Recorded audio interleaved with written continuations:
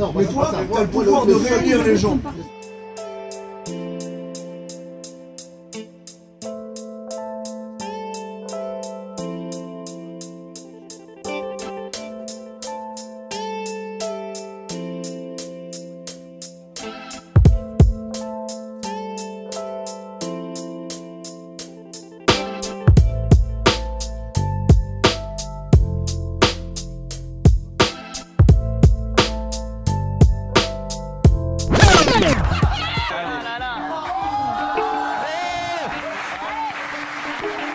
Allô? Oui, qui est là?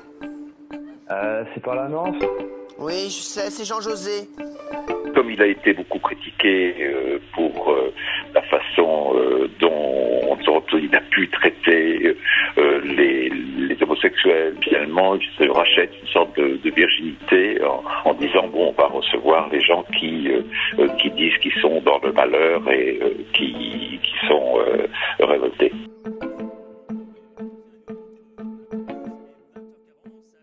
C'est le mélange entre le divertissement et l'information et la politique. On ne sait jamais qui est qui exactement dans ce genre d'émission. Et donc, touche pas à mon poste maintenant avec Cyril Hanouna, c'est du même genre. C'est-à-dire que sous prétexte de faire du divertissement autour de la télévision, on fait aussi un peu d'information. Et on va revenir sur l'interview d'Emmanuel Macron hier au JT de 20h de Gilles Boulot. On parle de l'IVG, bien sûr, l'interruption volontaire de grossesse après cette intervention du pape cette semaine.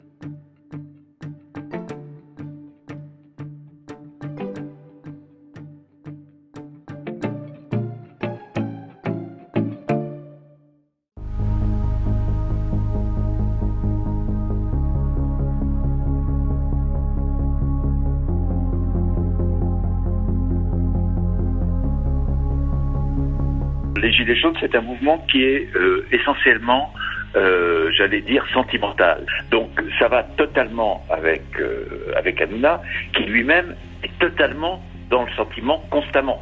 C'est-à-dire que on l'entend constamment dire mes chéris. Alors les chéris, justement. Mes beautés, ah je t'aime.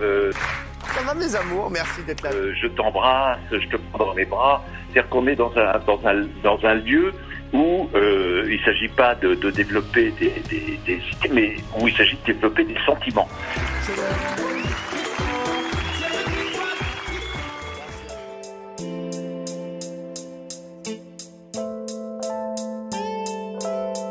Pour les spectateurs d'Hanouna, Hanouna représente l'anti-Barthès d'une certaine façon. Le fait que les Gilets jaunes, si vous voulez, aillent chez Hanouna, là, c'est aussi une volonté justement d'être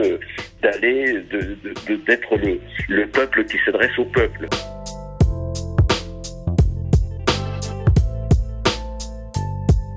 Il sait qu'il se passe des choses, c'est un homme qui est quand même sensible à ce qui se passe dans la vie à côté. Enfin bon, donc il sait qu'il se passe des choses et il se dit que ça va pouvoir lui profiter.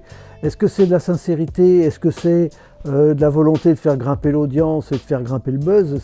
L'un n'empêche pas l'autre.